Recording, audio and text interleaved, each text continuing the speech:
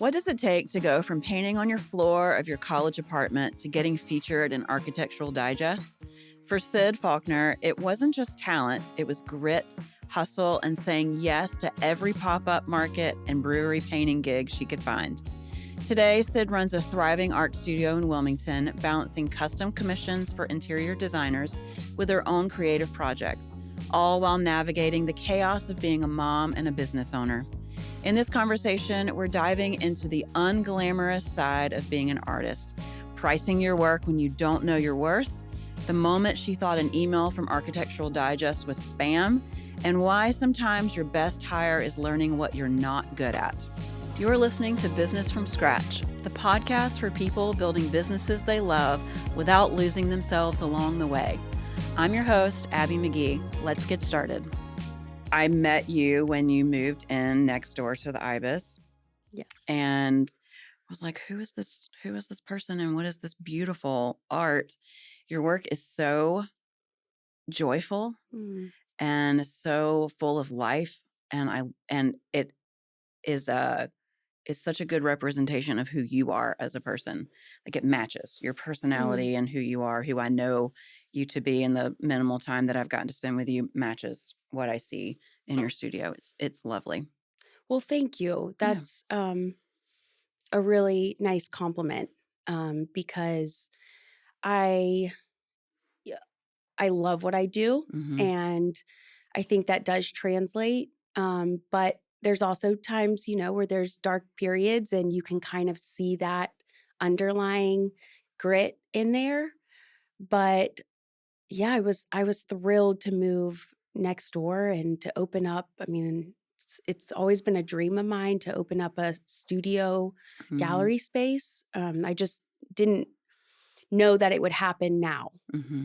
I wanted to ask you, one of the first things I wanted to talk about today is, the transition of, well, first of all, everybody kind of looks at an artist and their art as so romantic and lovely and fun.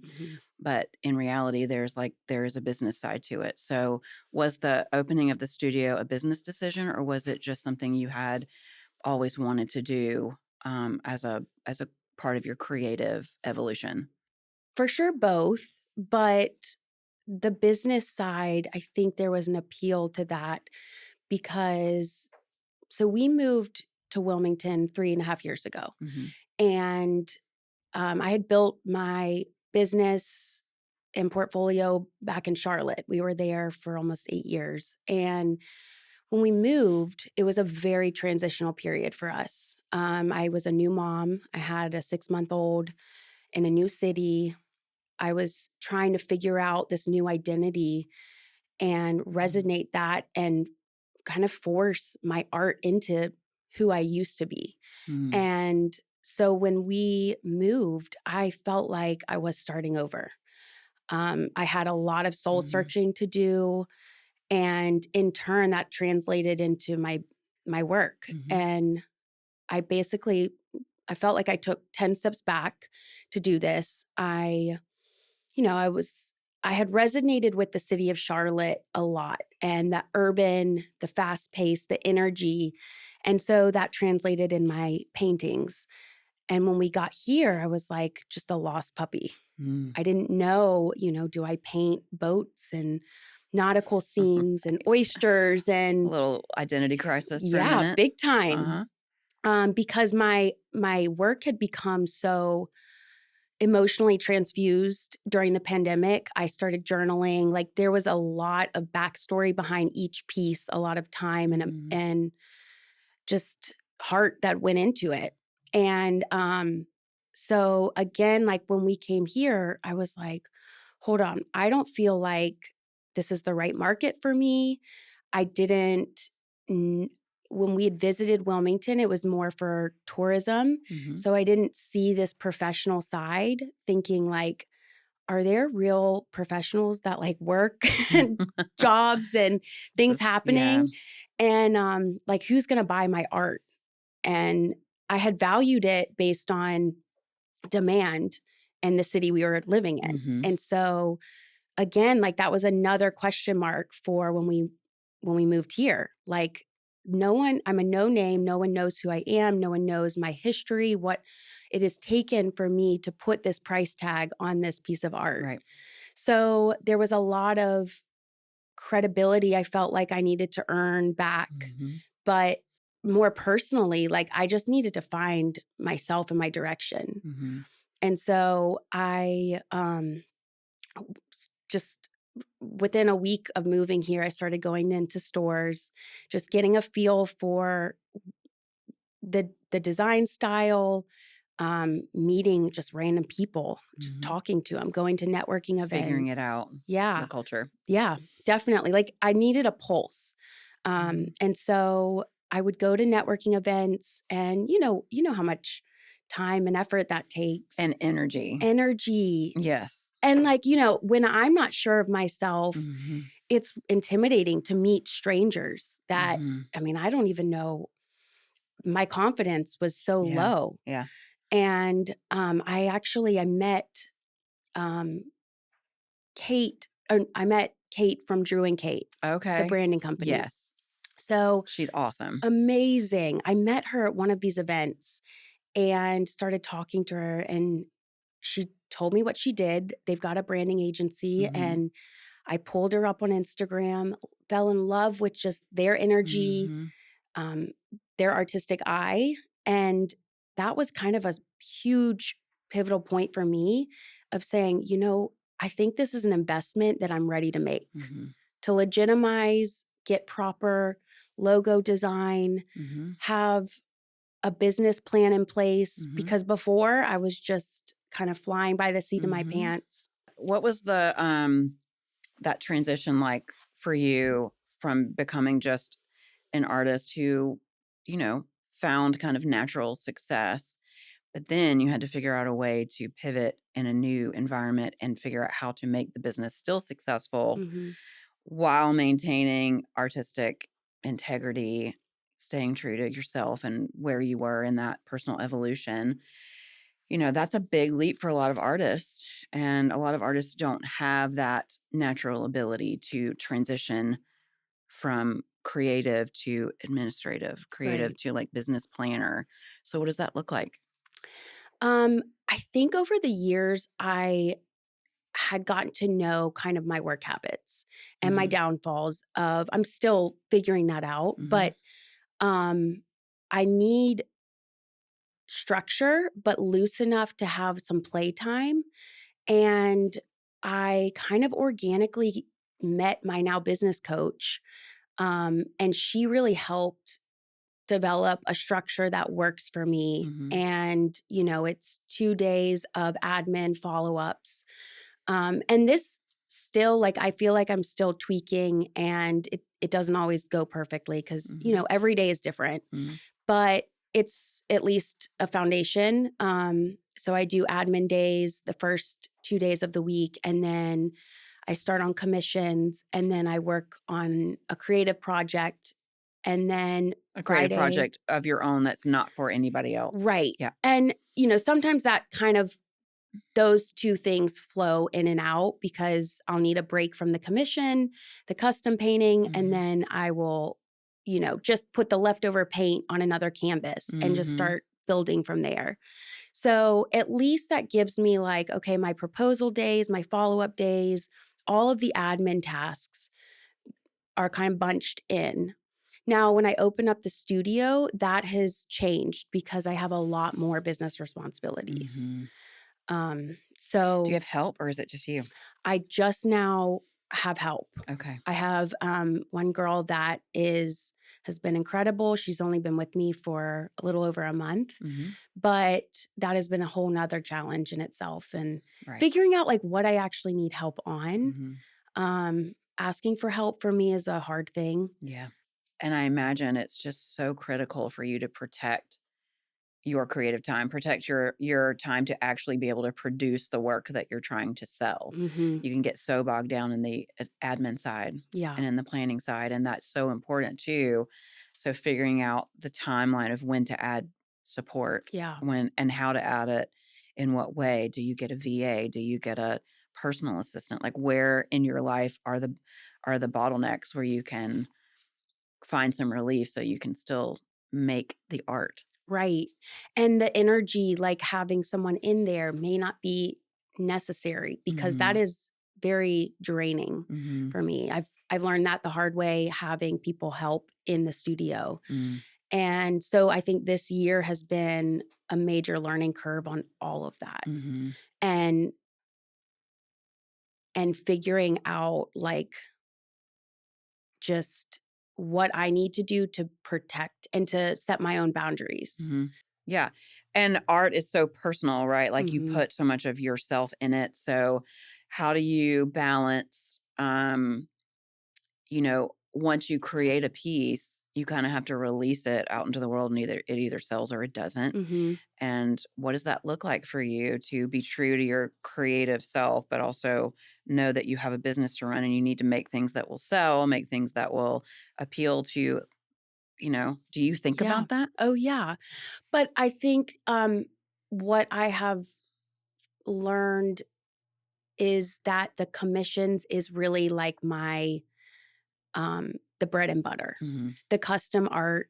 So really nurturing those relationships with designers and just individuals, people that come in the shop and, um, so that is kind of like my backbone of everything. Mhm. And then the pieces that I create in my free time and when I'm feeling inspired is just an added bonus. Mhm. And I think marketing is extremely important with art, and a Mhm. lot of artists struggle humble bragging about what they do, and Mhm. it's uncomfortable. Mhm. But if you want to make a living out of it and if you want to share it with the world, it's just something you kind of have to Mhm. put out there. Is that something that you have help with, I don't do you have a marketing agency now that helps you kind of frame that? So it takes a little bit of Mm, the pressure off yourself and lets somebody else humble brag about you for you? no. I I I wish I did at in Mhm. some capacity, but that's also like part of the creative process for me Mhm. is I need to see what it looks like. Like it's almost just as important as the Mhm. art itself Yeah. is the story behind it and how it's displayed Mhm. and the creative, videos and posts that you can do. Well, I would have guessed that you had somebody helping you with it because it's Oh, so well done and it's lovely. You do a great job with it. well, thank you. Yeah, you're the marketing that I see, at least through like social media and your website is lovely. And, Thank you. you do a great job. So, Thank you. that's a lot of work. It is a lot Yeah. of time investment and emotional investment to do that. It is. It is. Sometimes it can be very draining. Mhm. Mhm. And I think it's not social media has been extremely important for my entire journey, Mhm. but I think now it is more of a landing page and a portfolio than it is a selling Right. point. You probably get more business generated through your personal connections, through the way you nurture relationships with Mhm. designers and clients and Yeah. collectors. Yeah, Yeah. that's what it's turned into. Mhm. What is that? I'm curious about that relationship specifically with the collectors. What does that look like? How do you nurture that relationship with? How do you find collectors, or do they find you? What does that look like? It's kind of a mixed bag. And again, like a lot of this has transpired organically Mhm.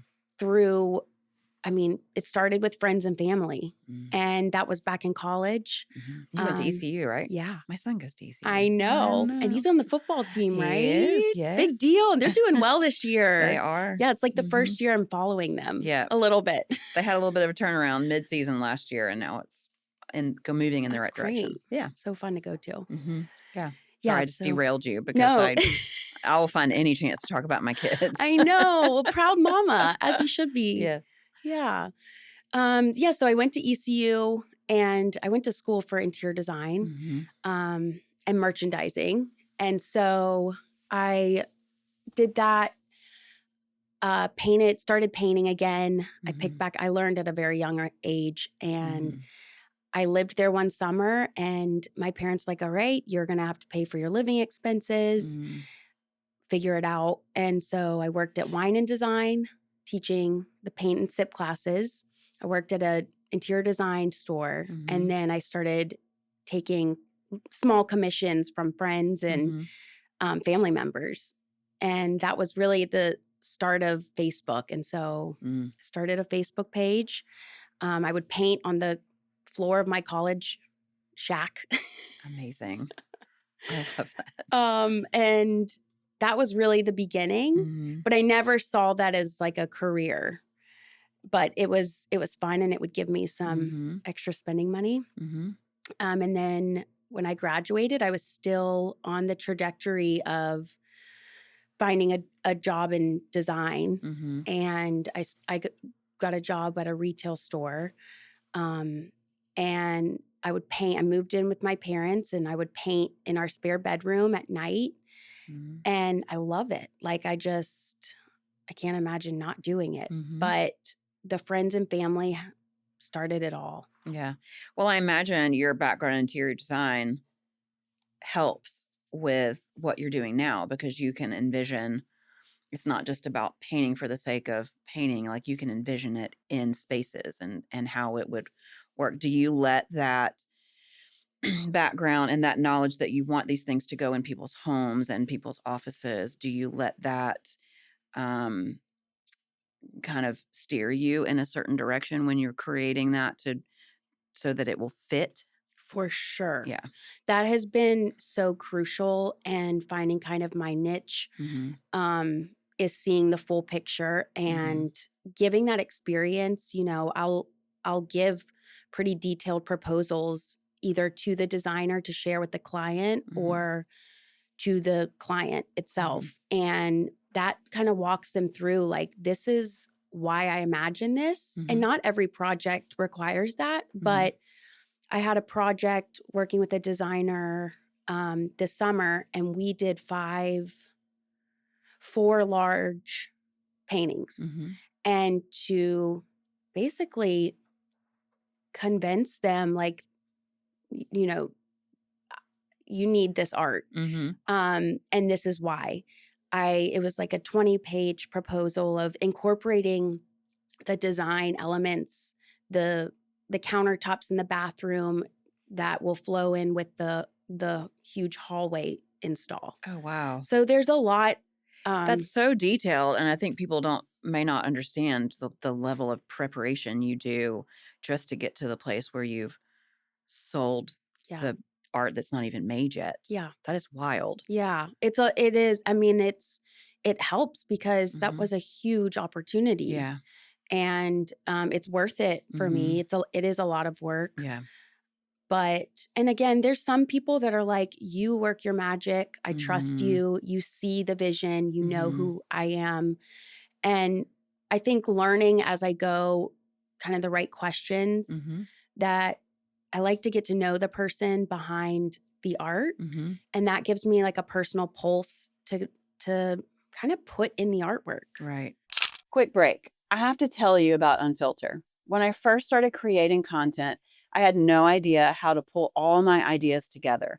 I was all over the place, a little short form, a little podcasting, nothing consistent. Working with Rich and the team at Unfilter changed that completely. Rich will bring order to your content chaos. Seriously, if you're a founder or creator who wants clarity and direction, go to unfilter.io. That's unfltr.io and schedule a call. Some coaching might be all you need to get moving. Can we talk about pricing? Sure. Walk me through the process of how you put a value on a piece, because it's not just like the size of it or the amount of time it takes. It's your whole life leading up to, and your expertise and your experience. So how do you come up with a formula to price these things in a way that honors the art and the time and makes it profitable for you as a business owner? It's taken years and years. I started very low to get my art into as many hands and as many homes as I could. And I also didn't have a high value on my own Right. work at the Right. time. And so starting there, and then as the demand went up and I just could only do so much, Mm-hmm. I would gradually increase it. Mm-hmm. And when I first started out, I was doing a lot of smaller pieces, house portraits, pet portraits, Mm-hmm. landscapes, more literal Mm-hmm. subjects. And then, would gradually get a little more explorative. Um, but it's taken, it's been nearly 10 years. And now larger scale, the canvas goes in, like the materials itself goes into play. Right. Um, the time, the detail, and I think the experience Mm-hmm. of, I'm going to give you a white glove service. Right. I will deliver it. I allow tweaks if it's a custom piece, if there's Mm-hmm. something that feels off, by Mm-hmm. all means, like I don't take that personally. Right. So it's the pandemic was really the start of these larger pieces. And that was kind of just testing the market to see, okay, this is a starting point, and I'm basing it mostly on size. And then, So you were pricing on like if you want a 8 by 10 foot mhm, canvas, that's one price point. mhm. So it was okay. That makes sense. Yeah, so I started by size, and that's Mm-hmm. kind of my general starting point. Mm-hmm. And then based on just the level of detail, it increases. Yeah. But I'm also, I've gotten to where, you put down a deposit, 50% Mm-hmm. upfront, that Mm-hmm. guarantees it. Mm-hmm. And then I will give a timeline for that. And then at the end, we make the tweaks. If we do framing, that's extra. Right. So, Pricing is hard in any business. Really, you have to take the market into consideration. You have to kind of take your gut, what the market can yeah, take, yeah. what you think, what you value yourself at. And in my business, we have some formulas. It's like a starting point, like our cost of goods is this and our labor is this. And then we kind of build Mhm. in a certain percentage on top of that. However, like we know that our level, like you said, your service level comes into play too. If you're giving them an experience that's something they can't get anywhere else, then Mhm. that has a value too. Mhm. And that does take some experimentation. So if you were talking to a brand new artist who is just trying to figure out how to have a business, what is your advice on how to start knowing how to price themselves? I think you get your art out there and build a relationship, share how much this piece means to someone. Mm-hmm. And don't be afraid to just forget the art and the value of that. Share who you are, because that could change their decision making altogether. Mm-hmm. We're like, oh, I really like this person. It's not about the money. I want to support her and her dreams and be that small step Mm-hmm. of encouragement for her. And that's what I found. Like, I really wouldn't be here without those cheerleaders Mm-hmm. and the people that believed in me when, I'm lugging stuff every weekend to a pop up or Mm-hmm. live painting on a weekday at a brewery just to get my name out Yeah, there. the things you have to do just to get Yeah. started. It Yeah. is wild. And I think that, you don't even know what it's going to take until you get in it. So Right. just, I think new business owners just need to be prepared to just say yes to a lot of things, be willing to do Yeah. the stuff that you would have thought you would never Yeah. like. It feels beneath you even, but you have to do it. Yeah.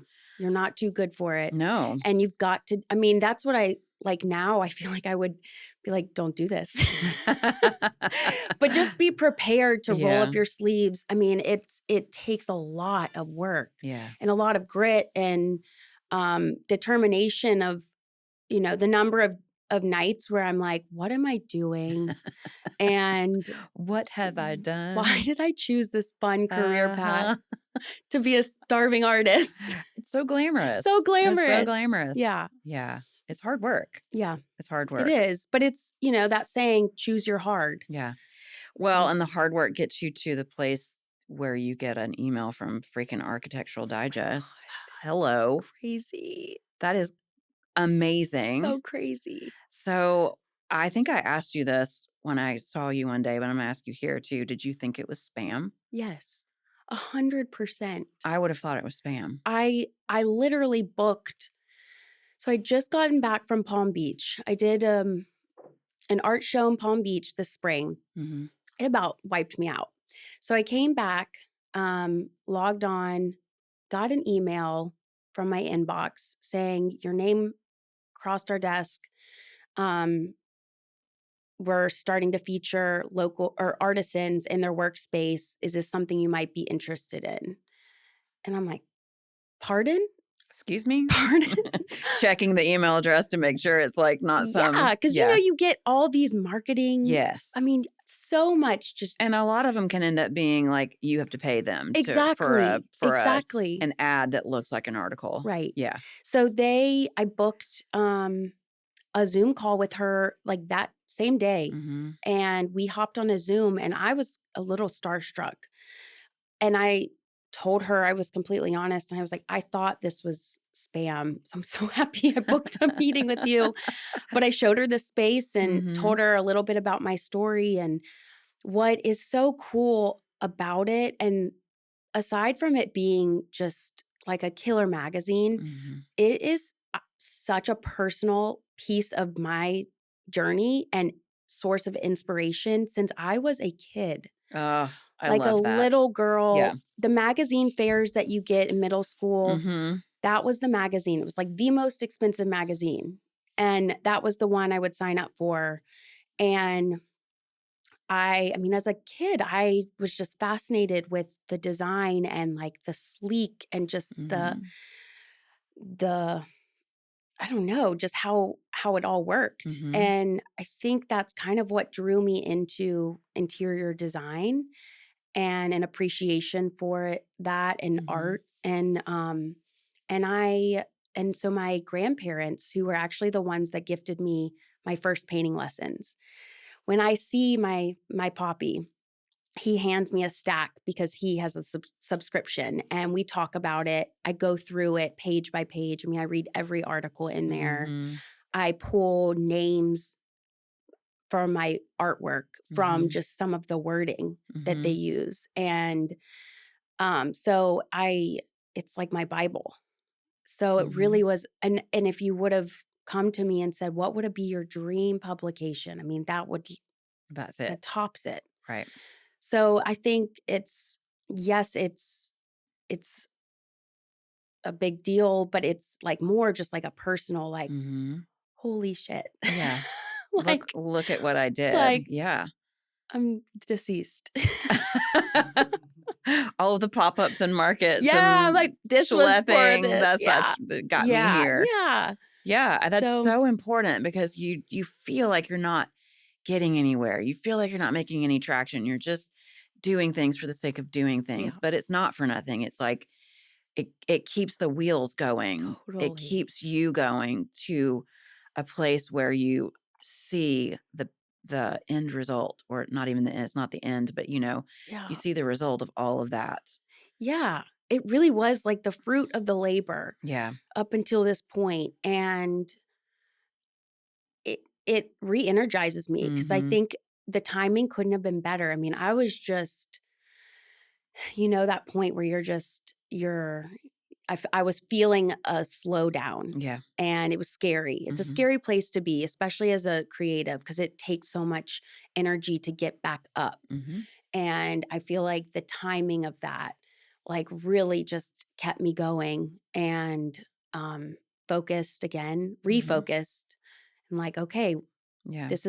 we're heading in the right direction, Yeah. whatever that looks like. Have you seen a benefit other than a personal benefit? Have you seen more people reaching out, more contacts Have you gotten more better connections through that opportunity? Yeah, actually, before I even received my copies in the mail, it had it had come, I guess it had been dispersed to subscribers. Hmm. And I had a woman come in the next day and she brought her wallpaper sample. She lives, closer to the beach. She was like, "I Hmm. had no idea you even existed." And then I saw Wilmington. And so we're working on some art for her house. That's So that was awesome. like a direct, Yeah. which shocked me to my core, Hmm. because I still hadn't even seen the article in person. But I think that's gonna be more too of a trickle down Hmm. effect. Yeah. And, as I'm reaching out to people for the new year and trying to, you know, I would love to work with some commercial designers Hmm. and start on some projects with that. I think it's a great leading point in my Hmm. email and when I Yeah. reach out. It's validating for sure. Yeah. Use that. Yeah. Yeah, I Yeah. think that's awesome. I love it so much, and I think that's so helpful long term for you. I mean, just to be able to because people put value on that. They put value in the recognition, and especially in a publication of that level, of that Mhm. standard. Not that you needed validation because your art speaks for itself, but that's so exciting for you. For sure. Thank you. Yeah, it is. I love it. Thanks.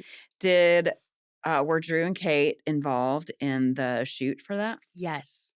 Did they shoot it? Yes. That's so So I great. pulled them in immediately. Yeah. Like I just knew if anyone could do this, they Mhm. had experience with editorials. Mhm. They knew my style, aesthetic. I mean, so we met for coffee and I told them and I was like, I can't imagine anyone else shooting this. So what a great opportunity for for Yeah. all of you. Yeah. It was. And what's crazy is when we did my first branding shoot, um, they had torn up, I brought the stack of magazines with me. They had Mhm. torn up pictures and we put it on a mood board from Mhm. Architectural Digest. And even they found a small post-it note from my grandfather that said, "I hope you feel inspired." And Aw. we used that in the shoot. Yeah. And so that was like our way of manifesting Mhm. in some full circle moment. That's fantastic. Yeah. That's fantastic. So you're gonna get through the holidays and you're Mhm. going into 2026. What are your big goals for 2026 for the studio and for you? Do you have commissions already lined up for the year? Yes. So I've been working on some good leads Mhm. on just custom art. A lot of Mhm. people are like, hold off till after the holidays. Completely get that.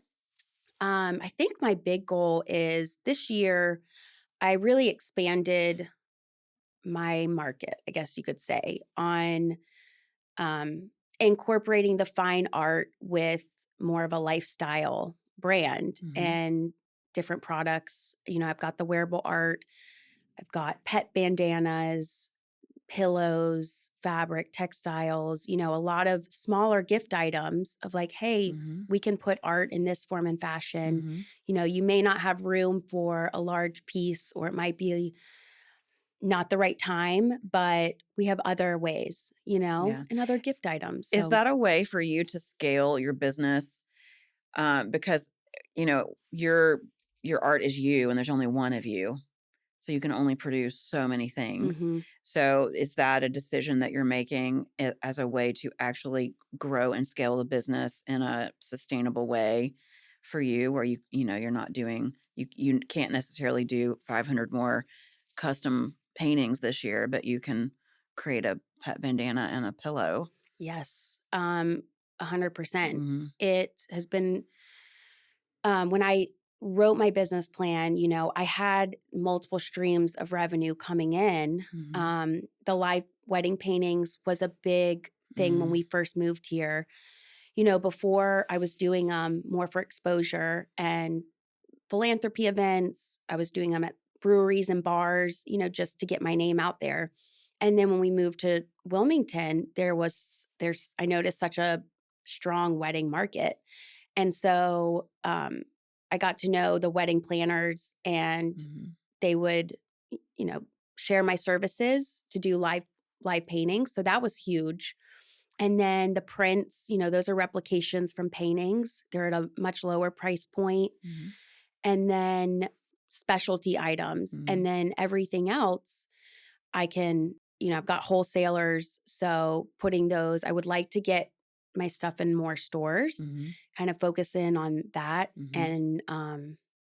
And yeah, expanding it. This year was a lot about trying new things. Yeah, seeing what worked and what didn't. What are some things that didn't work? I did acrylic trays. The first time I bought a batch, they sold out. The second batch has been a little bit slower. So I think figuring out too, like the foot traffic that's coming in. It's more of a destination spot that I've realized. Right. And people are coming there for you specifically. Right, They're not just wandering by. Exactly. So it's not kind of your standard boutique. And so I think that aspect surprised me, but it's also I can't rely heavily on those smaller items either. Like again, that's kind of an added bonus, but I think getting them in stores, keeping my website up to date, just figuring out other ways to get those items out in people's hands. Yeah. Yeah. You need some help. Girl, you telling me. It's time to hire somebody. I think I finally did find some good help. That's great. Yeah. And, she's got a lot of the things that are kind of like not my strong suit. And that's so important. Yes. Recognize what you are good at, what you're not good at. Outsource what you're not good at, and what you don't enjoy, because doing the things that you don't enjoy will suck the creativity out of you so fast. Oh my gosh. Well, that was another thing I learned this year is like getting back to my why. Why do I enjoy this? Why am I here? What am I like? I feel like these past few months I've been kind of soul searching again and figuring out other outlets in addition, because it's so easy to, I've heard you say this before, but work in your business and not out of it. And so, picking back my just physical exercise, other things that I enjoy and that keeps me sane, and sprinkling those in. Yeah, I mean, here's the thing. I'm 50 years old. I only have a certain amount of time left.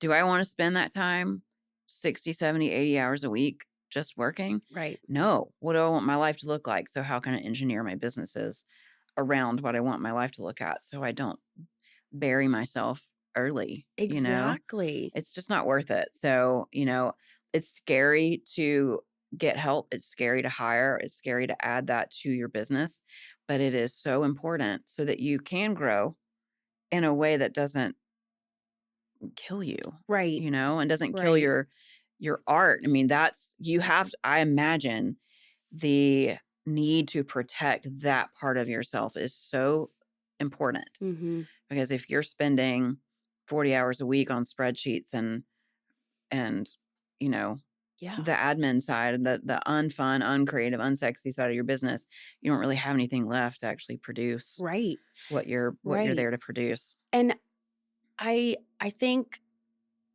I reach my limit, and then I know, okay, that's my limit. That's my threshold. Now I need to backtrack. And I mean, to that exact point, I need to use what I'm good at and just nurture it. Yeah. Yeah. Yeah. It's easy to get boggled down in the day-to-day. It is. And that is in every business, in every category of business. It's just how it is. So you have to be real intentional to protect your creative space and your sanity and your family and for sure. Your health. And my son he's 4, and fortunately he's in a great daycare. And so that does allow the time to build this business. But when he starts elementary school, you know, I want to pick him up when school gets out. We're going to put him in extracurricular activities. Like, I'm hands-on. Yeah. So getting to a place where I can leave early and things still be running itself is my goal for this next year. Yeah. It's really just working towards that. Yeah. That's great. It's a great goal. Well, I am so impressed by you, and not a lot of people have the guts to do what you do. So Or insanity. insanity to do what you Maybe do. it's more So like it. you're doing great. Thank you. And if you guys who are listening haven't found her yet, you need to find her and be inspired by her work and buy her work. And Yeah, come to the studio. come to the studio. It's an open living room, apparently. Yes. You go get a coffee at Ibis and then Yep. go see Sid right next door. Exactly. And then get your Wandering Cone nightcap. Yep. Yeah, it's great. So yeah, come by. Yes. Where can people find you, Sid? So you can find me on Instagram and Facebook by Sid Studio. And my website, same thing, bysidstudio.com. Thank you for coming. Thank you so during much. this insane season. I know. I appreciate you very much. Oh, man. Thanks for joining me on Business from Scratch. Follow the show for more honest conversations about building a business that works for you.